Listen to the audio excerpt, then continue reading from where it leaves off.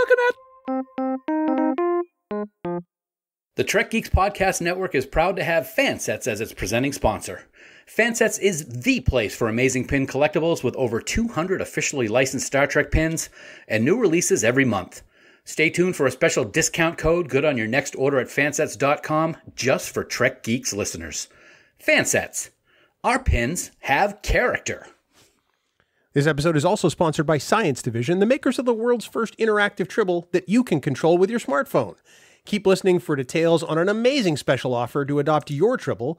And to find out more, go to sciencediv.com. Science Division. Trouble's never been this fun. Hi, this is Nana Visitor, Major Kira Nerys from Deep Space Nine, and you are listening to the biggest little show this side of the Gamma Quadrant, the Trek Geeks Podcast with Bill Smith and Dan Davidson.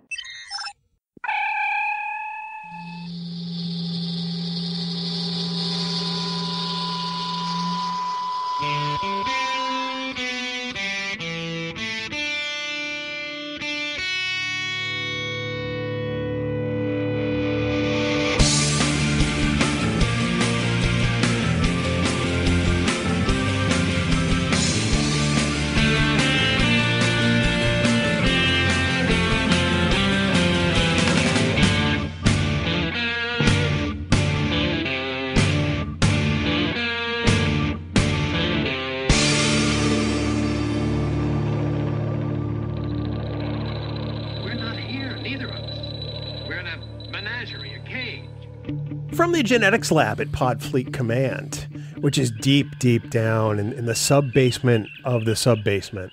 I mean, it's buried under there, man. I mean, it's amazing I found this place, but yet here I am. It's the biggest little show this side of the Alpha Quadrant, the flagship of the Trek Geeks Podcast Network.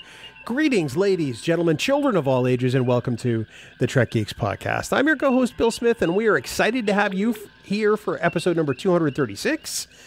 It's amazing to think that we are still doing this after all this time, but you all keep listening, so we're still here. So really, it's on you, quite honestly. And of course, that laughter you heard is my co-host. He's a genetic experiment gone massively wrong. He is the opposite of genetic engineering. He's genetic de-engineering, and what a failure he is. He is the non-augmented Dan Davidson. And Dan, welcome aboard, buddy. We speak English here. Yes, but I am here because it's what I wish to do.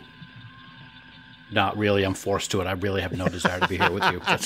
It was a court-ordered settlement. Exactly. No, it's great to be here. 236. Wow. Yeah, every week we just keep talking and blathering on, and we love what we do, and we're having a good time doing it. And for some reason, people like to hear us. It's like chalkboard nails and decalcification of the spinal column. But hey, it's what they want. So here we are. We're going to have a good discussion today too, man.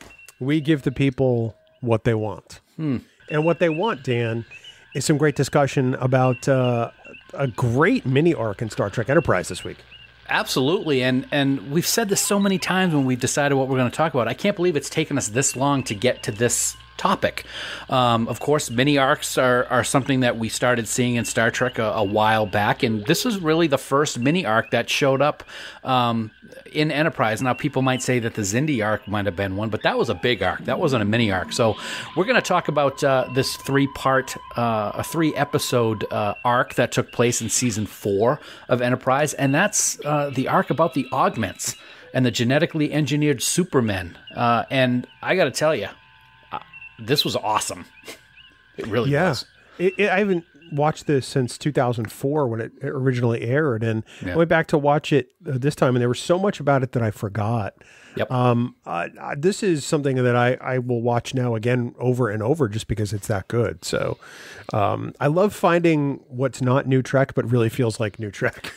Yeah, absolutely. And your memory is just as bad as mine. So if you watch it again tomorrow after watching it the other day, it'd probably be new to you anyway. I'm sorry, who are you? What? New phone, who dis? Exactly. Well, Dan, speaking of who dis, there's a whole bunch of people out there who I'm sure would love to get in touch with us and provide their feedback on the Augments Arc or your grating voice or really any one of a number of different topics.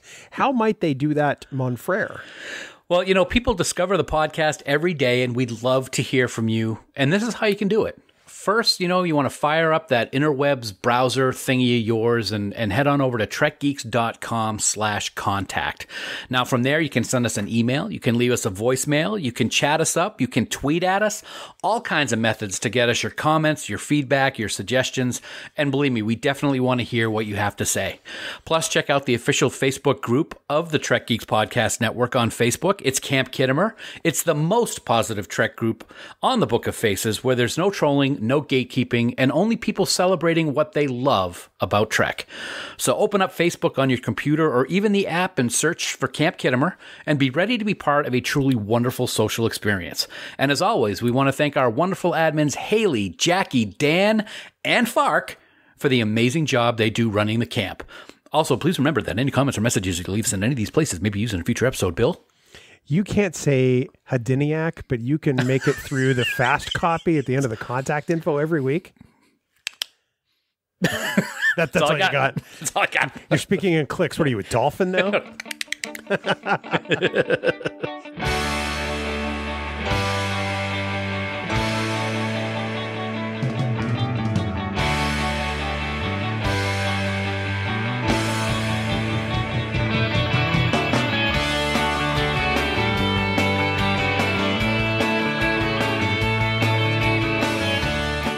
Dan, as always, we want to thank our wonderful friends over at Fansets for being the presenting sponsor of the Trek Geeks Podcast Network.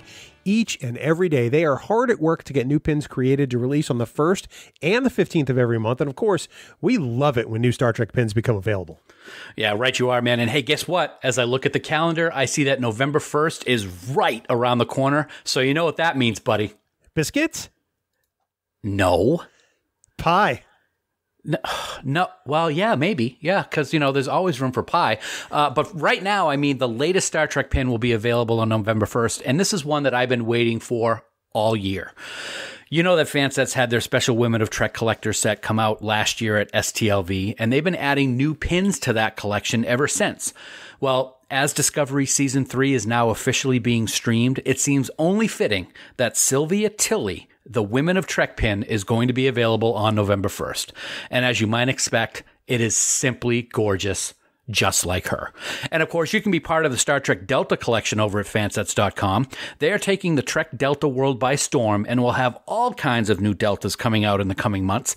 Each Delta that's released will have 3 versions: the full-size pin, the full-size magnetic back pin, and the mini version badge. And for more details, check out their monthly blog over at fansets.com. Awesome news as always, Dan. So listeners, do yourself a huge favor. Go on over to fansets.com. When you get there, check out that blog for details on the Trek Delta program, and then go put a whole lot of pins and accessories and even gift certificates into your cart, because when you spend more than $30, you're automatically going to get free shipping in the U.S. And then on top of that, for 15% off your entire order, use the special Trek Geeks discount code for this week, Soong. That's SOONG in all capital letters. This discount code will be available to use from now until Wednesday, October 28th, 2020 at midnight Eastern Daylight Time. Fansets. Our pins have character, and we thank our friends at Fansets for being the presenting sponsor of the Trek Geeks Podcast Network. Dan, you know what else has a lot of character? Besides you? Besides me.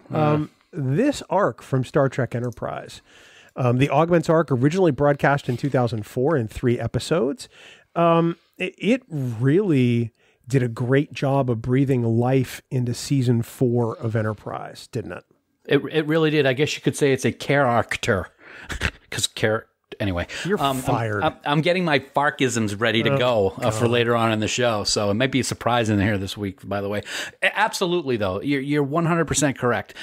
This one first came out in 2004, and like we talked about earlier, it was the first mini arc of Enterprise, and it really makes me so frustrated that season 4 had so many great moments when we knew it was going to be canceled after the 4th season, because it really shined in that final season, except maybe for the finale, but that's neither here nor there. Well, no, it shined. It just wasn't a great finale. Exactly. Because it's a great episode of Star Trek. It is a great episode, yeah. It's just a lot of people have always been like, oh, it's just another TNG episode, but that's neither here nor there. To see this arc in season 4 was really, really something. Great special guests, great storyline, suspense, drama. It was awesome. You know, the thing that gets me is that, after season 3, we knew the show was almost canceled. It came back for a 4th season. They made this fundamental change to introduce some mini arcs into season 4. And I thought it did some really good long form storytelling without taking up an entire season like the Xindi arc did. Right. I think a lot of fans feel the Xindi arc dragged on far too long. And I think in hindsight it did. Yeah, Dan's raising his hand. You can't see it, but I think it did. While there's some really great storytelling in the Xindi arc, the mini arcs like the Augments and like the Vulcan arc allowed them to be far more targeted with the character growth and the events of the episode. And I think that's really why these succeeded in season 4. Absolutely. I mean, look at the Vulcan's Forge arc, like you mentioned. We got to see T'Pau, which just was amazing in of itself. And we got some great history into the Vulcans. And then there was the Mirror Universe 2-parter. They really did a great job with bringing these mini arcs together and in a way that made Enterprise really shine, that I don't think people appreciated at the time, but man, they sure do now, I think. Oh, I think so. I think it was a great decision to let Manny Koto go ahead and introduce these types of arcs. He was the showrunner at that point. And this one in particular was a great way to tie a different era of Star Trek back to this era of Star Trek. This is an area of, we always talk about some people might have a problem with these prequel shows because of the retcon, but I got to say that the retcon in this arc really, really makes sense when you tie it together with TOS and Space Seed and then later on with Star Trek II. And then when you think about it, way later on in Deep Space Nine. Oh, absolutely. I thought it was a great way to add substance to this topic. We get only so much with Khan. We know he was a genetically enhanced Superman. We know he had 5 times your strength. Very nice. I know. And only the contents of these cargo base to sustain us. Very nice again. Thank you. I want to get both of those out of the way so that I can continue on. But this actually took that entire aspect of human evolution, because that's really what we're talking about here, and found a way to make it fresh for the Enterprise era, which is really the thing I think works the best in this. Absolutely. And the whole storyline from how the small group were raised as Soong's children all the way up through I don't want to give too much away because we're going to be talking about it as we go along, but what they needed to get at Cold Station 12, it really comes together in a nice way. And it also gives kind of a good conclusion as to why we don't see a whole lot more of these genetically engineered people later on in Star Trek. Absolutely. It's a great 3-act play. It's drawn out exceedingly well. There's a lot on the line here. Yeah. But I think the biggest development in this, as far as fandom goes, at this point, is the return of Brent Spiner to televised Star Trek. Now, TNG was still doing movies, or had just barely finished doing movies, depending on the timeline here. But Brent hadn't been in a television production of Star Trek since TNG went off the air 20 years earlier. Right. Or sorry, 10 years earlier. My bad. Yeah. Math is hard. It's okay, but I knew what you meant. That's why I said right. And it was amazing to see him as a different Soong, and it kind of brought a smile to my face when he comes on the screen. I think he's the 47th Soong that we've seen in Star Trek. I'm not really sure, but yeah, and the way that it was a very subtle entrance. I mean, literally, he's sitting in a cell. That's how we get introduced to this guy, and I gotta say, I love how the entire mini arc episode bookends itself with him sitting in a cell. Yeah. I really think it's great. And it was great to see Brent back and being able to not be an android. We've seen it a couple of times, of course, with Dr. Soong and then with younger versions of Dr. Soong, and then with I was going to say Lore, being able to have emotion and stuff, but to be able to see him as a human was really the first. Actually, wasn't this the first time that we saw him as a human without makeup? No. Because when he played younger Soong, he did have some makeup, and of course, as old Soong, he was covered in makeup. But I'm trying to recall if there were other times he didn't have very much makeup as younger. Just a little bit. Yep, hardly noticeable to the fact where I don't even think it counts. Oh, okay, all right. But it was also a dream sequence. That's right. Yeah, exactly. So But I'm concerned that all the Soongs look exactly like Brent Spiner. It tells me that their family tree doesn't really branch, which makes me wonder if somewhere in somebody's headcanon are all these Soongs clones. I've never thought of that. I've never looked at it that way. I mean, it's convenient to have Brent play all the Soongs. I get it. But you'd think there would be some differences because it takes two. He's so handsome, though. He is a handsome devil. But how many Soongs are there? I mean, because we keep discovering them. I know, and they keep showing up at all times. Picard and spoiler alert, sorry. Yeah. I think we've seen what, at least 4? At least. There's thinking. Noonian. Yeah. There's Arik. Yeah. Spoiler alert. Stop now if you don't want to hear this. There's Alton Inigo Soong on Star Trek Picard. Yeah. Is there one other? I think that might be it. It might be and Data. I mean, Data and Lore and B4. And all the holodeck versions from the Western episode. I don't think that counts. The female Data at the bar. Yeah. But it makes me wonder, are all these Soongs just, genetically predisposed or hell-bent on creating things that jeopardize humanity? He's really smart. He needs something to do with his time. They're all really smart. They're all genius level. And that's really the thing that kind of blows my mind. I wonder if they're genetically engineered. I mean, clearly that didn't happen in our family trees.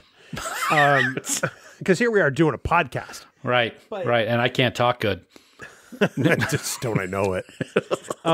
But it's interesting to me that they are all super geniuses. And Arik seems to be like even next level compared to Noonian. Yeah. Super genius. Sorry, I had to throw that in there.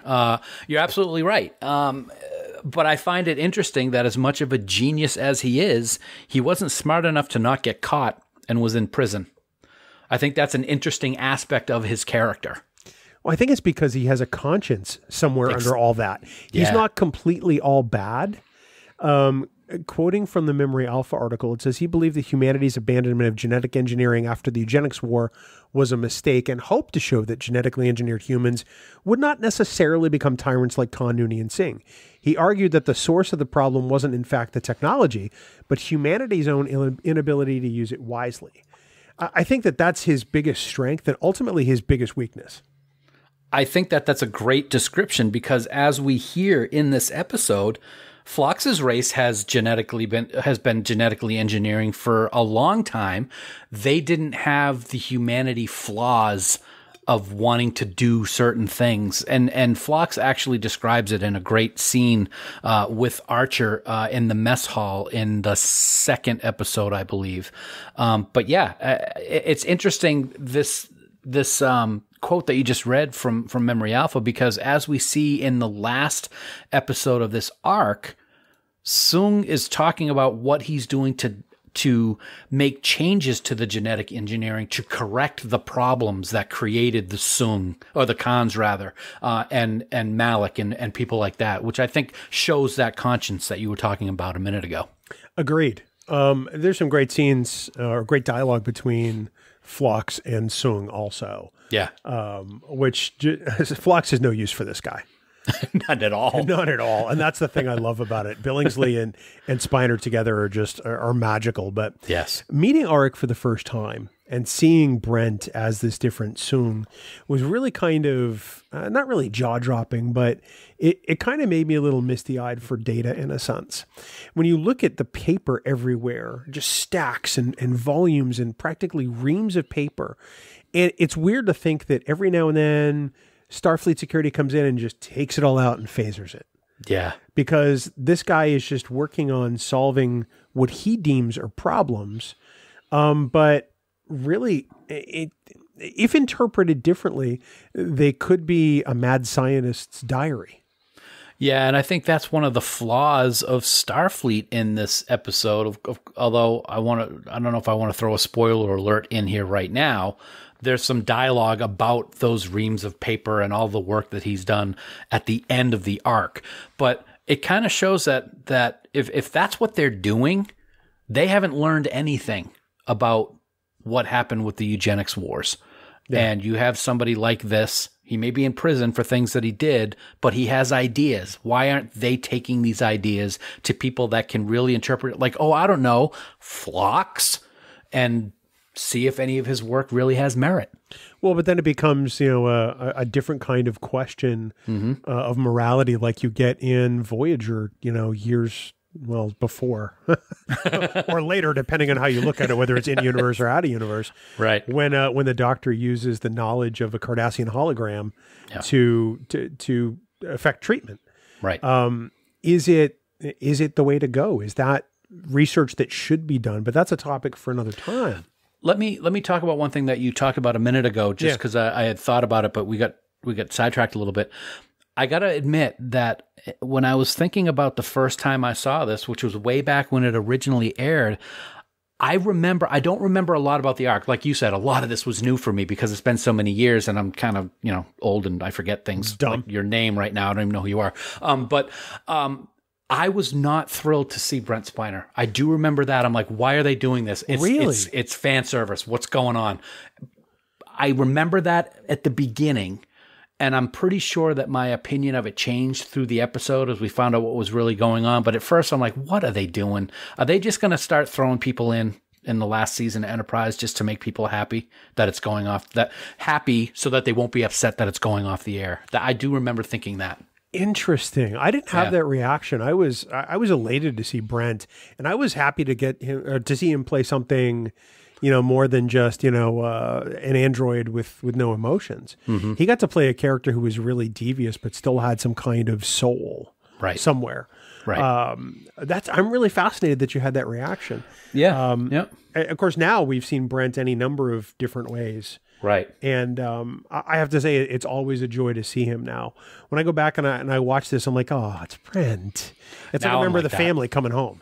Yeah, I'm definitely like that now. I absolutely loved it when I rewatched this just the past few days. Loved what he gave to this series. I think it's three of the best episodes of season 4.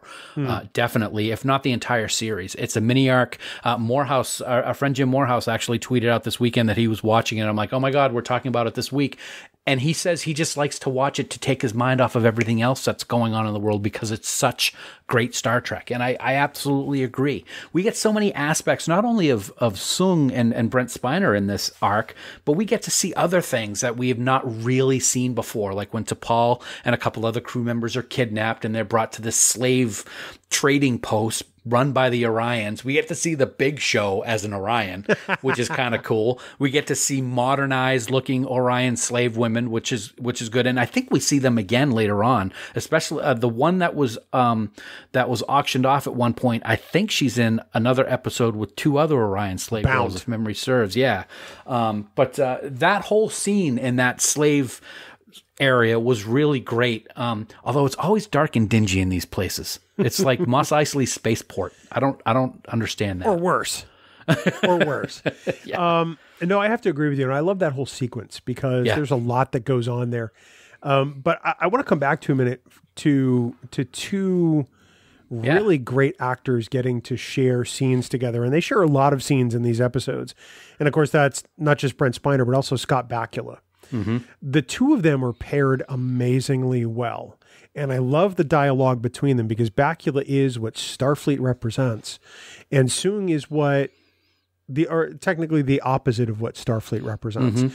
This is the kind of foil or villain that I think would have served Archer very well had Enterprise continued on. Mm-hmm. It would have been great to see more Soong versus Archer, or at least more consultations, almost kind of like Silence of the Lambs with Clarice and what's his name? Hannibal Lecter. Yes. I think that would have been a really fascinating aspect for those 2 characters.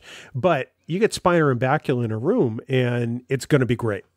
One of the things that I was thinking about as I was watching this is I couldn't help but kind of compare it a little bit to the Wrath of Khan. I mean, we have augments, we have a captain against a villain.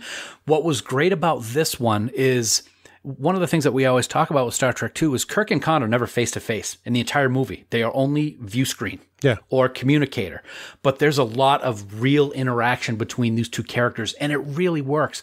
Having one of them on the stage is big enough, but having both of them sharing scenes together and really having great dialogue is really something. And I got to say, the scoundrel part of Soong during most of this arc is really great, because you can see how it's getting under Archer's skin, but he's not letting it really show. But we as the fans and know what Archer's like can kind of see that frustration that he's dealing with. And I think the two of them together is just a huge bonus for Trek fans. Oh, I agree entirely. We should probably mention that Borderland was written by Ken Lezebnik and directed by David Livingston. Mm-hmm. Cold Station 12, the second episode, is written by Michael Bryant and directed by Mike Vehar, both longtime Trek participants. And the wrap-up episode, the Augments, written by Mike Sussman and directed by LeVar Burton. So LeVar and Brent get to work together once again in televised Star Trek, which is great. And I didn't realize that until just now. Let me tell you something about the third episode of this arc that I really appreciate, and I'm going to give kudos to LeVar Burton for his direction, but also there are several scenes in this episode where I immediately thought of TOS and Space Seed because of the music that was played in certain scenes. Specifically when Malik and his I forget the girl's name, are in their quarters and she has already let Soong escape and he's pretending that he doesn't know who did it. The music in that scene is very reminiscent of TOS and the music that we saw in Space Seed. And I like how LeVar was able to film it in ways that remind me of Space Seed, but also have musical callbacks to the original series to also tie them together. Persis, which makes me think of Persis Kambata, who played Leia in Star Trek The Motion Picture. Yep. I love that she was great. I love that there's a little nod to Persis Kambata, whether it's intentional or not. Yeah. But yeah, so lots to talk about with this particular episode, but we're going to continue in just a moment. But first, Dan, in the words of Gene Rayburn, let's do a little business with America, shall we? Absolutely, Bill. The fall sale at Science Division, who were the creators of the galaxy's first interactive Tribble that you can control with your own mobile phone, by the way. That sale is still going on, and we want to be sure everybody knows about it. Absolutely, Dan. This fall sale is awesome, and it'll make sure that you can get your interactive Tribble at the lowest price ever. For a limited time, Science Division is giving you $5 off the adoption of your Tribble, meaning you can bring your Tribble home for just $64. These Tribbles are such an awesome collectible, and you really are going to love them. The interactive Tribble from Science Division has 3 modes: at ease, when they're happy and content; on duty, which is a random mix of happy and angry sounds; and watchdog, where you can be sure that they've seen your face, buddy. There you go. I said it. Now, you don't have to use the app to enjoy your Tribble, but if you do, there's also an attack button, which make your Tribble scream on demand at friends and family. But, you don't have to worry because they don't mean you any harm. Because you know why. Because Tribbles are not dangerous, my friend. I'm going to scream at you on demand in just a second. You can buy your Tribble right now at sciencediv.com, and when it arrives, you can download the Section K7 app on the Apple App Store or Google Play, give it a name, and even choose what ship it's going to be assigned to. Like we said, the fall sale is going on right now at Science Division for a limited time, but because you're a Trek Geeks listener, you can save even more on your Tribble adoption. At checkout, use the special discount code KHAN, that's KHAN, KHAN, for an additional $5 off your Tribble, bringing the cost down to only $59. That's right, you can get a total of $10 off between the fall sale and the Trek Geeks discount, but you have to act fast. This exclusive Trek Geeks discount code is good until Wednesday, October 28th, 2020 at 11:59 p.m. Eastern Daylight Time. Science Division. Trouble's never been this fun. And we thank our friends at Science Division for sponsoring this week's episode.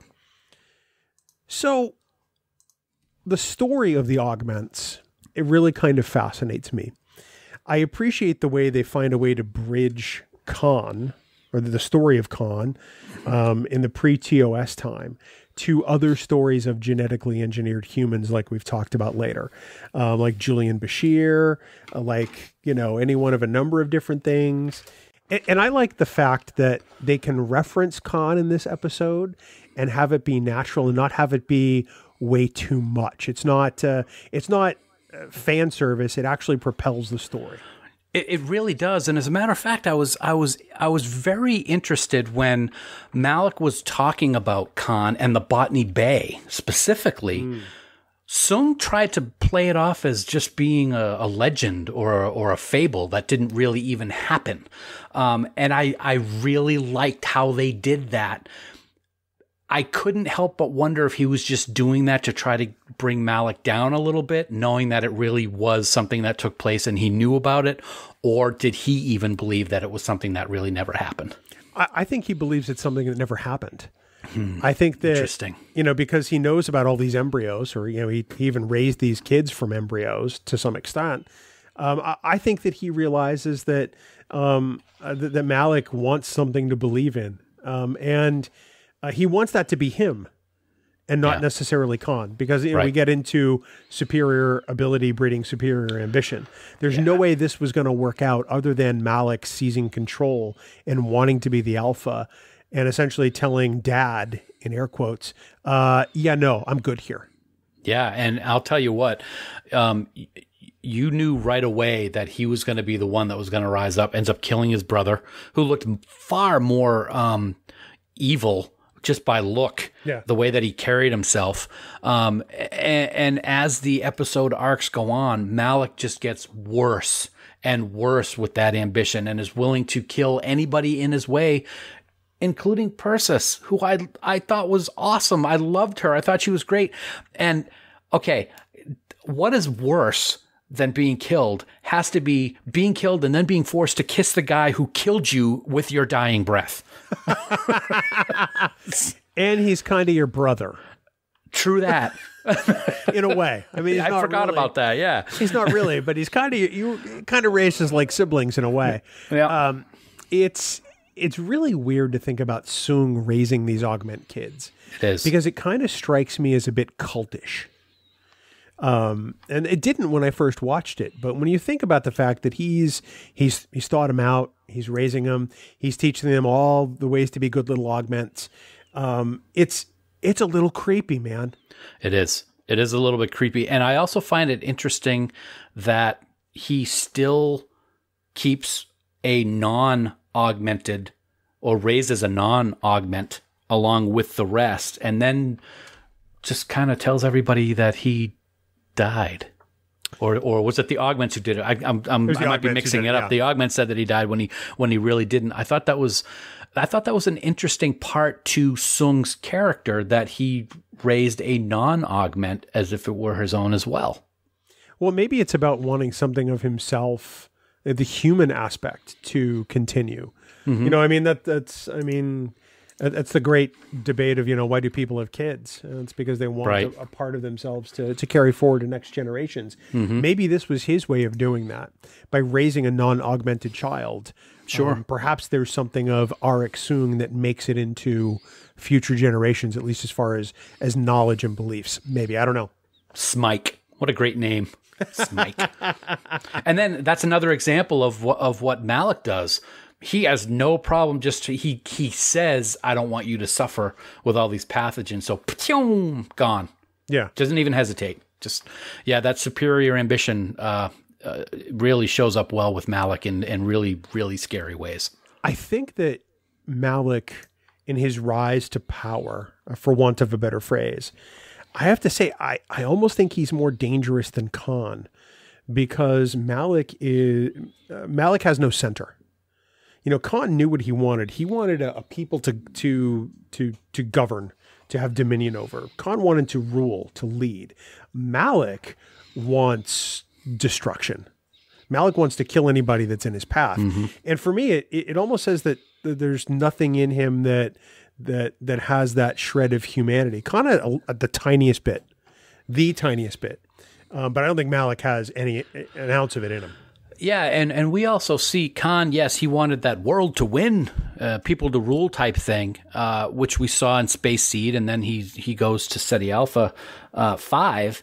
But then in Star Trek II, he only has one thing that he wants to do, and that's get revenge on Kirk. So we really see none of the wanting to rule that we know he had back in the 90s when he was in power, and then with Space Seed to a point.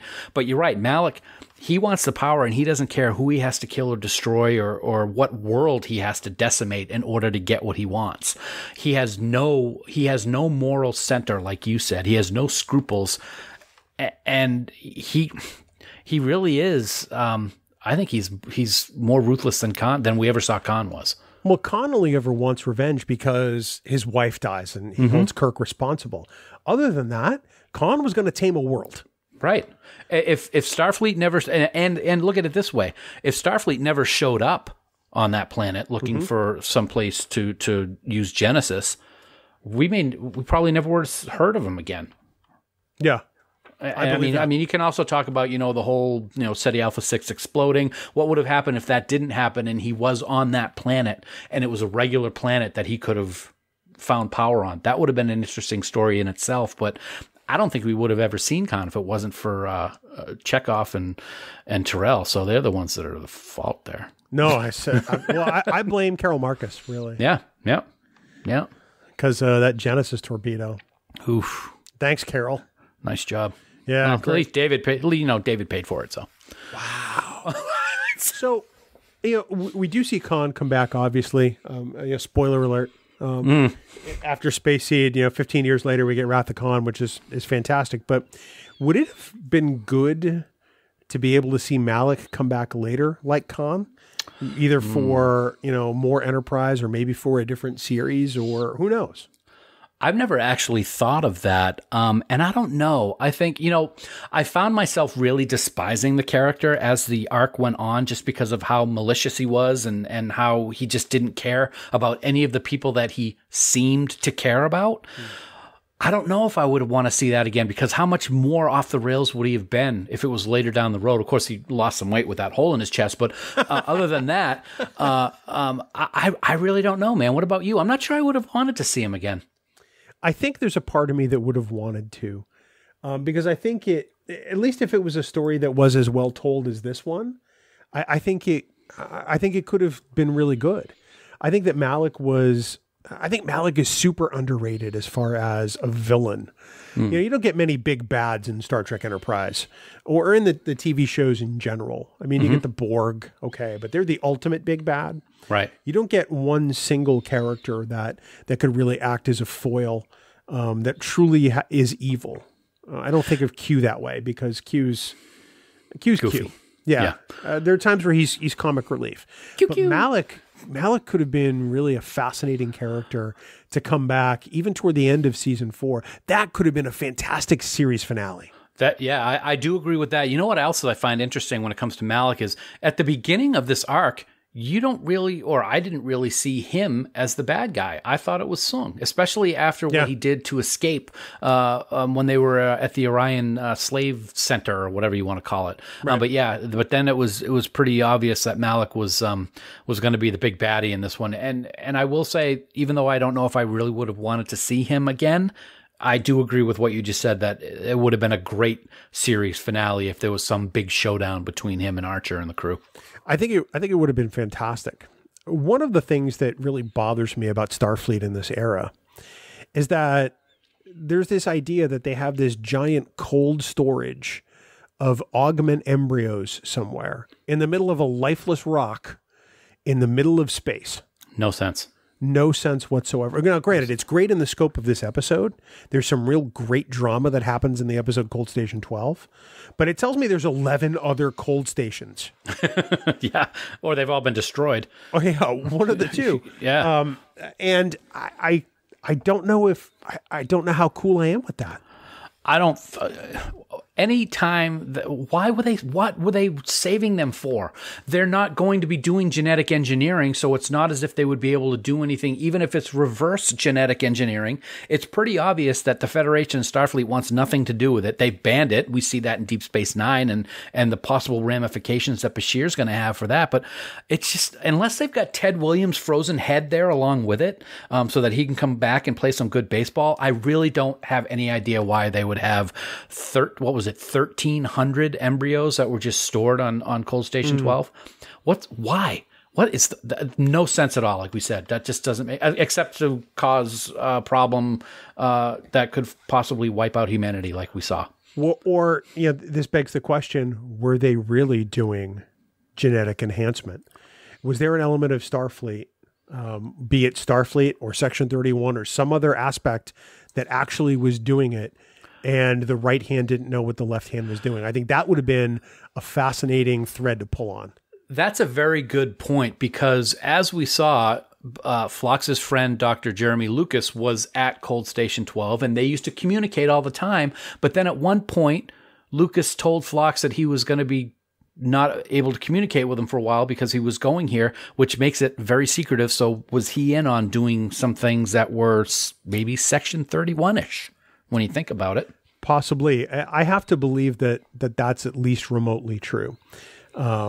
Because I don't get why we would need these facilities otherwise. Why wouldn't they just be at a Starfleet research facility on Earth or any one of the Federation worlds? Mm-hmm. Why did they have to be that segregated? Well, we know why, because superior ambition is the result of what happens with these embryos once they turn into people. It's something that's always given me pause about this particular storyline, and it's the only thing I wish they would have expounded on even more. Which leads me to this question. This is a 3-part story. Could it or should it have been more parts or less? What do you think?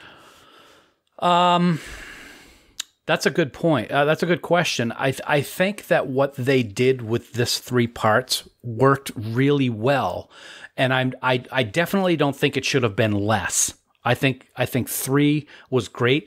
They probably could have expanded the story a little bit more if they wanted to and make it a 4-part mini arc, but then you're going to start running into the possibility, is it going to be too big, like the Xindi arc was? Now, of course, the Xindi arc was a whole season. Mm-hmm. I think the 3 was good. If I remember correctly, wasn't Vulcan's Forge 3 as well? I believe so. And you had the Circle and DS9. Those three episode arcs, I think, work really well in the Star Trek universe, personally. Jim Morehouse is screaming at his speaker right now. Of course it was 3 episodes. I was in one of them. You know why I say that? Because I only remember that one. Oh, Jim. Why are you kissing his such butt? a big load of pile steaming turkey dump. Yeah. I think I liked the 3 parts. I would have liked to have seen more about Cold Station 12. It would have been nice if we had seen it before this, or had some kind of information about it before this, so that I didn't have this lingering question of why the hell do we need Cold Station 12 in the first place? Right. And what do the other 11 do? Exactly. I think 3 parts was just about right. I think that the action and the character development was well served by 3 parts. I look at this as probably, for me, my favorite mini arc of Enterprise. Oh, I think so. I think so too. I actually like this better than the Mirror Universe 2-parter. Yeah. And I gotta say, I like how they ended episode 2, Cold Station 12, which I don't know why, but it always kind of reminds me of like the giant cooler that people would reach into to get a Coors Light in those commercials where they need to get something really cold. I don't know why, but that just pops into my head from time to time. But I like how this one ended kind of on a cliffhanger. They only have a couple of minutes before all the pathogen is released, and Archer's in that tube. And then the way that he resolves it by having Enterprise blow the top of that tube off, and he gets blown out into space. I almost said sucked out like Data did in TNG. And he's got the cold, and his eyes are all gross later from the decompression and the vacuum of space. I really liked how they did that. Wouldn't this have been a great movie? Absolutely. Can you imagine a big screen treatment of this arc of episodes? Because it would have fit the runtime of a movie perfectly. Mm-hmm. There's a lot of action here. There's a lot of great, developments here. There's a lot of intrigue. this would have been a fantastic film. It would have been great because you think of the budget that they'd be able to use for special effects. And that's after saying the special effects in these 3 episodes was great. We got to see some angles, camera angles of starships in space that we never really saw before. We got to see the Klingon bird of prey drop the escape pod, and then it continues off in its rainbow warp that Klingon ships have all the time, which is kind of cool. I think it would have been a great movie, although it still would have been the shortest guest appearance by J.G. Hertzler in Star Trek history. I know, he's only in the teaser, right? Yeah, he's only just past it. Yeah, for he's like, I think he has like less than a minute screen time. I think it's hilarious. It's good to see him. I mean, you love hearing that voice. You love seeing him in the Klingon makeup. You love seeing him command a bird of prey, because the next time we see him, he's a lawyer.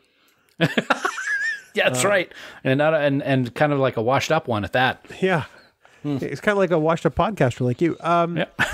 Wow, touche. Yeah. Would this have been, or should Enterprise have revolved around mini arcs from the very beginning? And I ask this because obviously Enterprise, the only one in the Berman era that didn't run 7 seasons. Mm-hmm. Do you think that would have been fresh enough for the viewing public so that it might have seen more seasons? In hindsight, absolutely. Yeah. Absolutely. I mean, we saw how successful, and we see how successful they were. And these mini arcs were in all of the other series, which makes you really scratch your head why they didn't do it with Enterprise, because the other ones were successful with the mini arcs that they had on their series. Well, but they're really even if they were only 2-parters, the Circle, which we talked about. I'm thinking more 2-parters, I guess. But yeah, I really think based on what we saw, especially with this one and the Vulcan's Forge 3-parter, Jim, that it definitely would have made sense to do it. And does that mean that what would have happened if they made the Xindi arc a mini arc instead of the whole season? Because I've always believed that season 3 was what caused the cancellation of the show, the Xindi arc. I agree with that. So it would have been interesting to see what would have happened. I like the Xindi arc overall. Mm-hmm. I think it was far too drawn out. It would have been a great half season. Yeah, it was far too drawn out, and it was much too complicated. They're the Xindi, but there's 8 different species, and they all have different ideas and what they want. It just, When you couple that with the fact that in many markets there wasn't consistent airing of the show on UPN. Yeah. So, you could go a couple of weeks without seeing an episode and then pick it up with a different episode out of order because the last one was shown Sunday night at 3 a.m. because that's when they found time to play it around live sports. Mm-hmm. So I think that maybe a half season arc or maybe a series of mini arcs would have been really great to propel that story forward. But yeah, I do think it was a definite misstep, the whole season 3. I agree. Absolutely. I love what this mini arc of the Augments does in the scope of Enterprise. I love what it does to the texture of the Soong family. Mm-hmm. Because when we meet, again, spoiler alert, pause right now if you don't want to hear this about Picard. When we meet Alton Inigo Soong in Picard, you wonder, which kind of Soong is he? Is he mad evil genius? Is he guy with soul? You really don't get that sense. But now I'm going to wonder every time I see somebody named Soong, what is this guy's major flaw? As well, I think you should. Yeah. If we do see more Soongs. I will say one thing that I really liked about how this episode wrapped up. We talked about it at the beginning, that at the end of the episode, it bookends with the beginning of the first episode, and that he's back in prison. And I love the tease that they give at the end of this. He's like, maybe I shouldn't be looking at genetic engineering. Maybe I should be looking at cybernetics and artificial life. And he sits down and he starts writing, and he has little data quirks to his head as he starts writing with a little twinkle in his eye and a smile on his face. I thought that was a brilliant way, especially when he says, might not be something that happens at first. It might take a generation or 2 to perfect. I mean, that was a better hint at what we know is to come than when the Borg sent the signal to the Delta Quadrant at the end of the Borg episode on Enterprise. Yeah, regeneration. I think that I get weary of the complaint of fan service or retcon, because the Star Trek universe is big enough and is a wide enough canvas to paint whatever you want on it. Mm-hmm. And this is a great example of it done right. Yeah, exactly. Arik Soong just doesn't go off and keep doing genetic enhancements. He says to himself, maybe this isn't the way to go, and plants the seed that's going to get picked up 200 years later. Yeah, that's about right. Yep. Pretty close to it. Yep. And I think that is world and universe building done spot on. And that's the thing I love about it. Absolutely, which is when we always give credit to the writers where it's due, and to be able to do that, and yeah, it's retcon, but like you said, it's retcon in the right way. They did it all correctly with this one. I don't know of anything in this 3-part arc that I think about that deals with the history of Star Trek, whether it's retcon or other forms of what we know about it, that's done incorrectly. I mean, we always point out stuff that, nope, that's not wrong, or this didn't happen in this episode, blah, blah, blah. This one is done really well and meticulously because I think the content, being genetically engineered people in Khan, is so important to Star Trek fans, so I'm glad they got it right. There are aspects of Enterprise where the retcon is a little ham-handed. Mm-hmm. You get kind of beat over the head with it. Maybe they should establish some kind of prime directive. Like in Dear Doctor, some kind of rule that says what we can and can't do. That's a little bit of bonk on the head. Yeah. This one is really subtle and sublime and just signals what's going to happen later, which is why I think it's so masterfully done. Yeah. Any final thoughts on the Augments arc or anything you want to call out remaining in any of these episodes? If you haven't seen it, or if you haven't seen it in 15 years like me, take the 3 hours and sit down and watch it, because you're really going to enjoy it. There's some great parts to it. There's still that awkwardness with Trip and T'Pol because of the whole T'Pol getting married thing. But that's why would that be awkward when you love someone? But I think there's a lot. I will say, if there's anything to not really praise about this arc, is that the support cast really doesn't have a whole lot to do in this. You don't see a lot of Sato. She's there and she has a few lines. You don't see a lot of the people that you normally would see. It's mostly Archer and Soong, a little bit of Trip, a little bit of T'Pol, and Phlox. Other than that, none of the crew really have much to do in this episode. Well, it's really reminiscent of TOS in that sense, quite frankly. That's true. Yep. More retcon. And really, you don't even need 3 hours. You need 2.25, because it's 3 45-minute episodes. Yep. It's the runtime of a movie. So pop yourself some corn, pour a nice drink, and settle in, because it's a great one. Danny, you know what else is great? I have a feeling. I bet you do. It's our friends, the band 5 Year Mission. Every ounce of music you hear on this particular podcast, and their own, by the way, they use their music for their own podcast. Oddly enough, named 5 Year Mission the podcast. Get out. I know. No, get out. Oh, all right, I'm out of here. I said that before. I'm old. Yes, you're old. But we want everyone to head on out to 5yearmission.net, get all their CDs, because seriously, you're going to become huge fans of this band. They don't do parody songs. They do songs that make you look at these Star Trek episodes in completely different ways, and makes you want to go back and rewatch Star Trek. And that's a win-win situation for everybody, Dan. So 5yearmission.net, go get those discs. Get them all. Year 1, 2, 3, 4. Trouble with Tribble, Spock's Brain, and maybe episode 5 coming out at some point. Or year 5 even.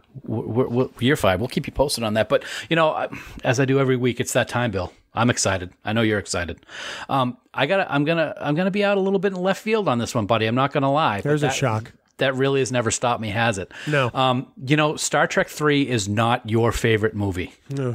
You've always said so, especially when it comes to the main villain, in air quotes, Commander Krug. I love him, though. And I remember when I realized who he was. He was Reverend Jim on Taxi, right? He was it's just amazing. The wonderful Christopher Lloyd. Also known for his amazing portrayal of Doc Emmett Brown in Back to the Future, I might add. You remember those movies, right, Bill? I know you like the second one especially. He and his young friend Marty have to travel back in time and then forward in time and then back in time again to set everything right after a cantankerous old drum player changes history so his band can become the best of all time. I'm sure you remember that. Time travel. That's the important thing. It may not have been possible without the greatest invention of Doc Brown's career. The Fark's capacitor. Yeah, I said it. Flag on the play. Well, no, it's kind of like a 6 Degrees of Star Trek Kevin Bacon thing. No. This is a Star Trek podcast, not a crappy time travel movie podcast. Starring a great Star Trek character, though. No. Even though he wasn't that character. He was an actor playing a different character. No. You're supposed to watch Star Trek episodes for this show. I did. Not Back to the Future. The Back to the Future was all in my memory because I've seen it so many times. But Commander Krug is one of the pillars of Star Trek villains. Pillar? That's a big stretch. Come on, way for the power of Genesis. He became a pillar when he fell into the lava and was anyway. But it just made me think. And see, that's what Star Trek does. It makes you think about all the other great things that people have been in. And I'm like, oh, he was in Back to the Future. Fark's capacitor. That's going to work. I'm using it this week. I've used other non-Star Trek things in the past. I've used Disney before. It happens. It's okay. Once in a while, once every 3 years, I'm going to go with it. If you're going to use a non-Star Trek Farkism, I'm gonna call a penalty. What am I going to get penalized, Bill? Next week, I get to write the Farkism. All right, I'm never using a non-Star Trek one again. Okay. So, two can play at this game. So, see, with the Fark's capacitor, you don't have to get up to 88 miles an hour. You only have to go 47 miles an hour. That is so lame. Just shut up. Sorry. 5yearmission.net. This is a Star Trek podcast, believe it or not. Go get all their discs. I'm begging you. Just shut Dan up. For no other reason. Don't forget, you too can support the Trek Geeks Podcast Network by subscribing to Patreon, where you can get all kinds of special exclusive perks. And Dan, we've been putting a lot of these together this week to send to our patrons. Mm-hmm. There's laptop stickers. There's the 2020 Annual Supporters T-shirt, which looks amazing. And our unparalleled Annual Supporters pin, which we produce with our friends at Fansets every single year, buddy. They look amazing. I've been packing them all. My studio's a mess because I got shirts and pins and badges all over the place. So it's pretty awesome stuff. But right now, I want to take a moment to thank our associate producers for Trek Geeks. We are just so grateful for their support. And they are Dave Andrews, Vikram Bhatt, Luke Burnham, Brad DeMag, William Edward M. Jr., Brandon Everidge, Andy Fark, Kimberly Francis, Jonathan Hamilton, Brooke Horton, Ryan Jeffs, John Krikorian, Sean Lynn, Rick Mason, Jamie McGregor, Aaron Mollenkoff, Shane Murray, Tim Robertson, Greg Rozier, Eric Sakian, Adam Sanders, Tim Serdar, Heather Sohn, Lisa Tomlinson, Jessica Dax Vincent, Trey Womack, Ron Robel, and the gracious and wonderful Conrad Hutchins. You sound like you need oxygen. That's a lot of names. Kill Spock. It's not what we're looking for, is it? Very well done. We also want to thank our Trek Geeks producers for their support. They are Mike Bovia, Chaz Bradshaw, Ken Bird, Kyle Castillo, Peter Craig, Rachel Delaney, Craig Ewing, Jackie and Chris Hackney, Kimberly Hartman, David Hood, Lanelle Marchand, Matt McGonigal, Jim McMahon, Charlie Mulvey, Sean O'Halloran, Jamie Rogers, Casey Shafsky, Chris Trebuzio, Ken Tripp, Christina Werther, and the lovely and talented Jess Vashon. How come you didn't need to take a breath? I am better at breathing, but I'm better at life.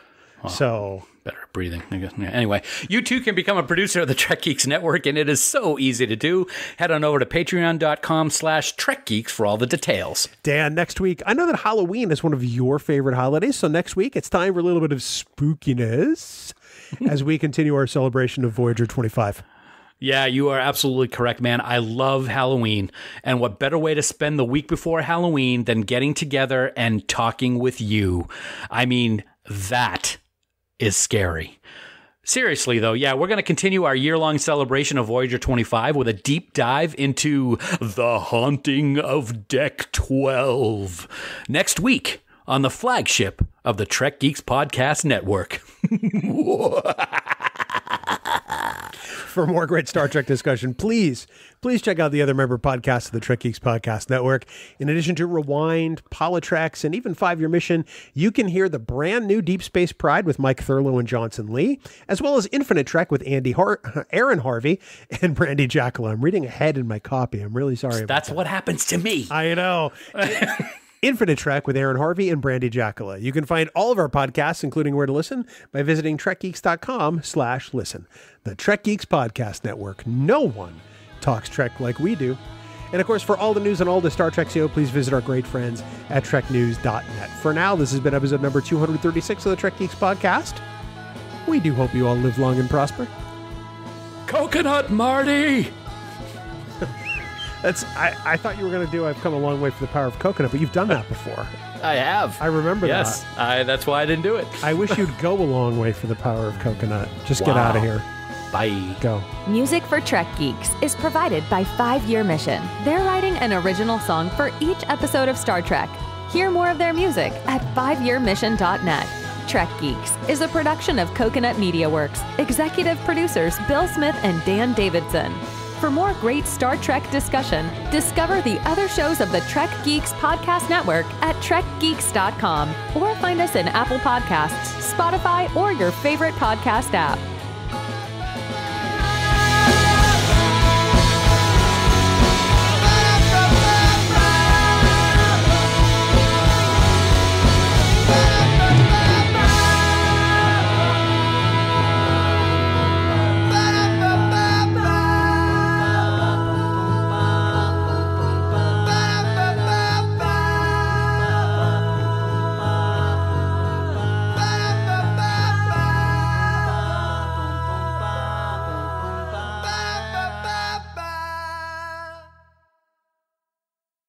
Bing bong, Dan. Bing bong, it's time for the outtake. What's up? So the last couple of times you and I have been recording, my dog has been a belly whore. Belly whore. And you can probably see it in the bottom corner. She just had her paw up and she just put her head down. As soon as I clicked the record button, the paw went up like, rub my belly. What's going on? You can't be doing anything. I'm here now. Yeah. Yeah. Yeah. It's like she knows that I'm on some kind of online meeting system. Yeah. See, mine have been in here. See, now, a little story. We moved things around up in the loft in the upstairs of our house. So where I used to be at work, where my work section over in the loft is now where Sue is. Because I've moved everything into the podcast studio. I got a nice setup. I'm getting things cleaned up. I'm going to have dual monitors here pretty soon, but my work one is right here to my right. Right. So now that we're upstairs all the time, puppies are on the bed here behind me most of the time. Why wouldn't they be? Loving I mean, it's got to be dangerous to have that bed there because you might want to stretch out and take a nap every now and then. Maybe. Allegedly. Yeah. Yeah. We got patches from the Discovery premiere in the mail from CBS. And I was really stunned by this. I was not expecting it. They've never done an after premiere gift. But I'm going to take the opportunity to take a shot at Axonar with these. Absolutely. These patches didn't sit on a desk in a warehouse in Valencia, California for 2 years. Right. And these ones don't smell like urine because I don't feel inclined to pee on them.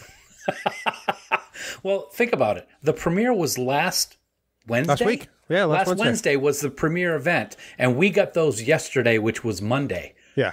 Yeah, that's called service. That's called someone who knows what they're doing. That's called someone who's not a bleep and this bag. This Discovery patch is about 6 inches tall, which is amazing. Huge. It looks like a church window.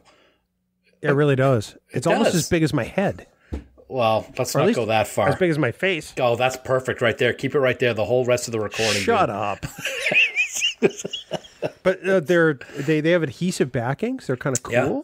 There's a new Starfleet emblem one, which is kind of neat. If that's since that's the new emblem, the new UFP, which is good. I don't know why I'm showing these to you. Nobody can see them, but I got them right here, actually. And a really nice church window shaped USS Discovery patch. I'll tell you, it makes me want to go buy like a leather bomber's jacket. I think Brian from TrekNews.net said that's what he was going to go do. Go get a new like jean jacket or something like that to put some patches on. Yeah, but you've got to have a mullet wig to go with it if you're going to wear a jean jacket. Well, that's not happening then. You know, the thing that I appreciate the most about the Augments Arc is that it brought mullets back from TNG. It sure did. All of them. All of them.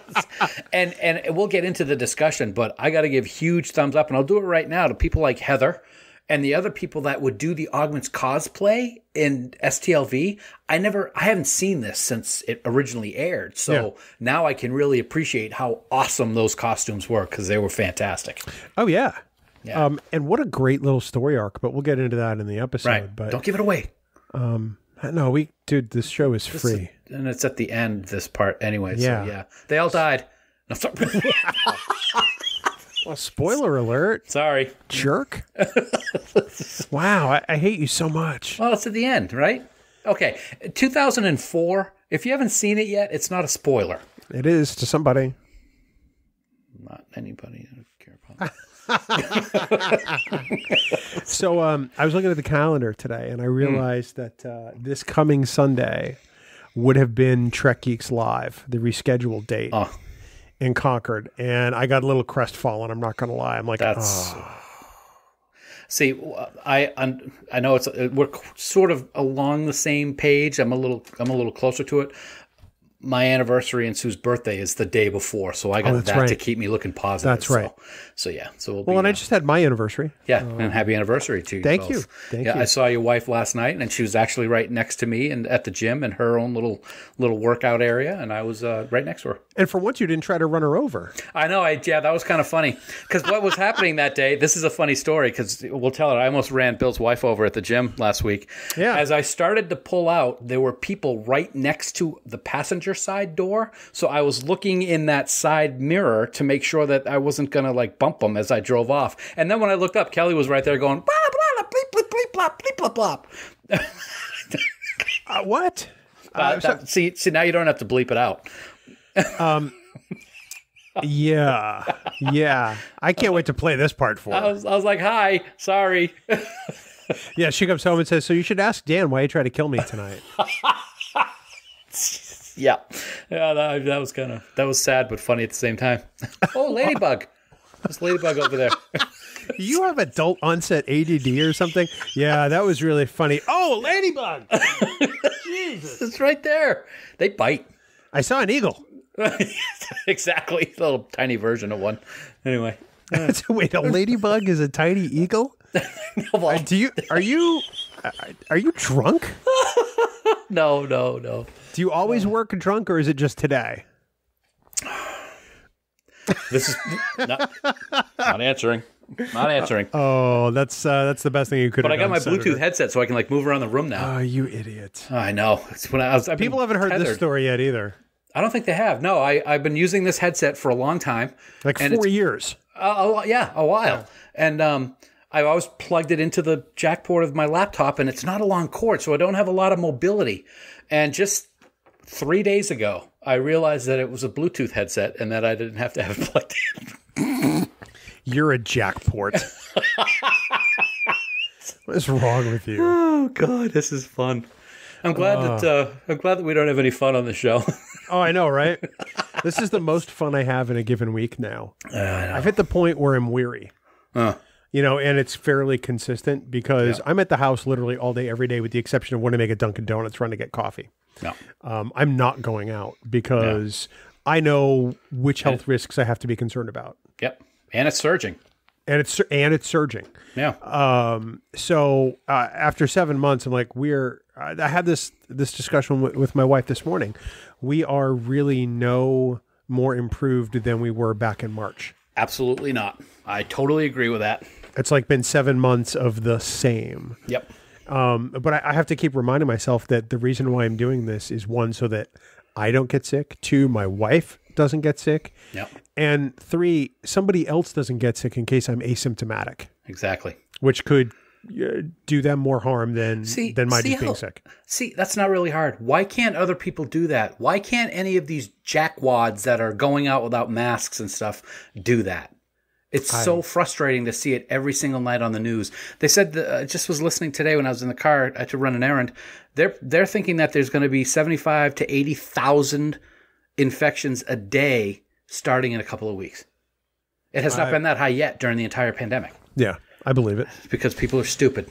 I think we're going to start using jackports as our new word. Jackport? Yeah. Instead of you used jackwad just a second ago. I just did, yeah. Jackport could be the official insult of the Trek Geeks podcast. Hashtag jackports. write that down. Jack. You're going to forget it anyway. I mean, let's be honest. Or I'll say it wrong. Good God. Hadiniac.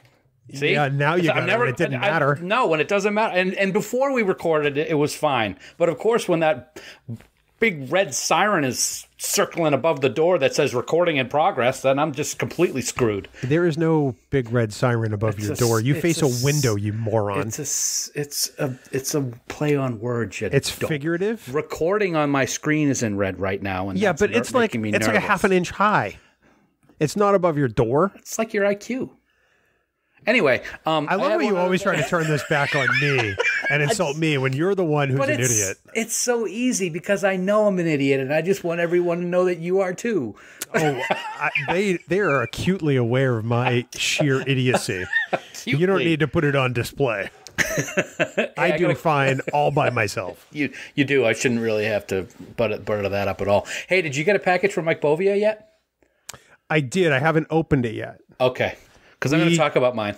Yeah, no, you go right ahead. We typically wait 3 days before we open stuff. Good idea. Oh, that's a good idea. Yep. And I started doing that after we had our conversation with Sid several months back. Yep, that's a great idea, actually. So, but no, you absolutely go right ahead because you absolutely should tell this story. I got to tell you, I have never been more. I don't think I've ever been more moved by a gift by someone. Of course, Mike Bovia and his wonderful daughter Emily, of course, run Legacy Trek. They do a great job over there.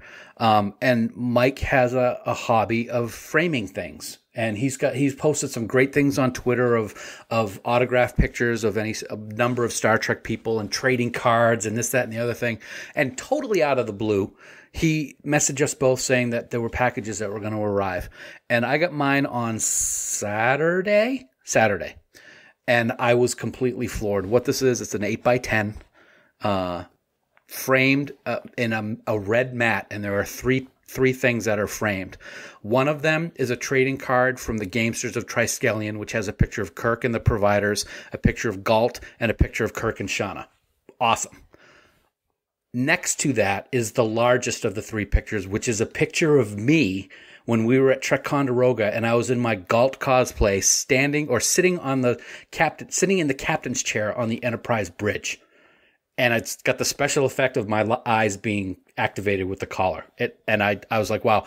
And next to that, dude, is an official trading card of Galt signed by Joseph Ruskin. It is just amazing, and I cannot tell you how much I love this. I couldn't believe it. I absolutely could not believe it. Sorry about that. I had a plane flying overhead. Oh, that's really okay. Loud. I could have talked about it forever. What an amazingly thoughtful and wonderful gift. That is amazing. You sent it to me, and my jaw just hit the floor. Yeah. Sent me the photo, and it is so nice and thoughtful of Emily to do that. Yeah, it is going. It is going right up on my wall next to the podcast studio so that I can always see it. And I cannot thank either of them enough. And I'm not going to say the other thing that we got because you haven't opened yours yet, and it's related to both of us. So there you go. Oh, so you already know what it is? Yeah, I do. Well, fine. Be that way, jerk. Because they like me more. And I'm stupid and open things and get the COVID, but they probably don't have COVID because they're smart. But who knows about the delivery people? So anyway. You look like hell, by the way. Have I mentioned that? Thank you. You're welcome. Thank you. I haven't shaved, and I usually shave every day, but I haven't shaved recently, so. I don't think the shaving has anything to do with it. You just have looked like hell as long as I've known you. You ready to do this, jerk? Yeah, I'm going to let the dogs out first. Who let the dogs out? Woof, woof. Come on, doggies. Out. I'm amazed. Amazed he didn't think that the cord was still connected. I know. The best part, I forgot you could hear me. Yeah, that's right. See? That's even better. I should have said all kinds of things. I just heard you laugh. All right. I would have heard him. Shut your mouth and read.